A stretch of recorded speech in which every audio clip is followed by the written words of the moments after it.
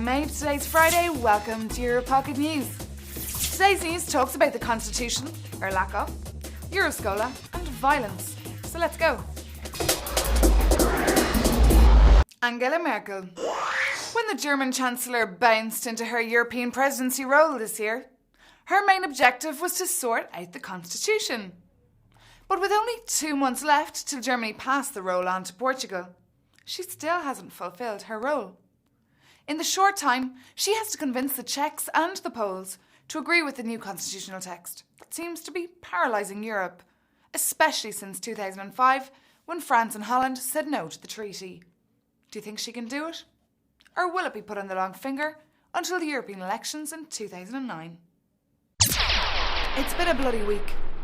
Outside of Europe, Baghdad experienced one of its most fatal, losing around 200 people a day, while young students in Virginia tried to come to terms with the horror movie that they saw on Monday morning.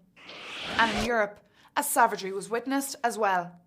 In Malatya, eastern Turkey, 3 men, a German Protestant and 2 Turkish clerks, were viciously attacked, had their throats slit.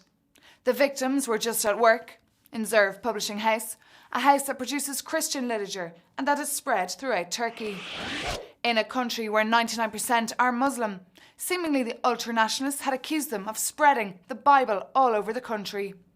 Turkey urgently needs to offer better protection and rights for its minority groups. Euroscola is a programme especially for schoolgoers aged between 16 and 18. Well, they've just launched a special website for teenagers to form groups of 10 and answer simple questions on the history of the European Union. Winners get to go to Brussels and all that for free. The project was presented in Madrid this week, so Clara, our correspondent there, took a peep. Volvemos a la oficina del Parlamento Europeo en España para la presentación del programa Euroscola, un concurso dirigido a jóvenes de entre 13 y 18 años en el que los ganadores viajarán a Estrasburgo para conocer el trabajo que hacen desde allí.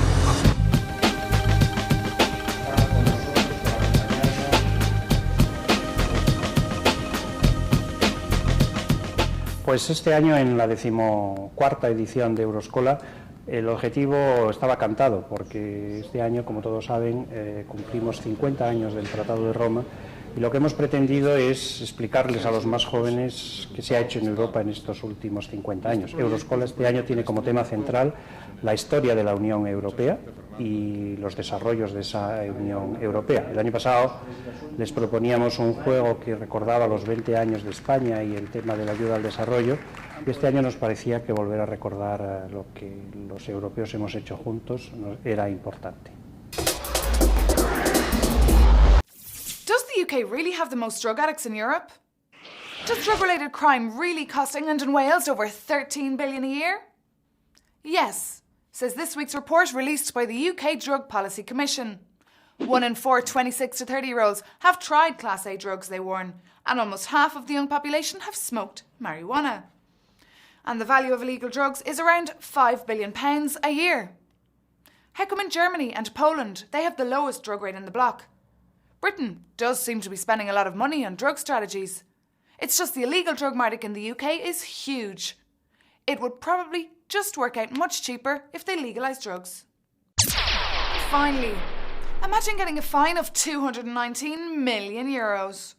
Well, beer gurus Heineken, Bavaria and Grolsch did this week from European Union regulators for their role in operating an illegal cartel on the Dutch beer market.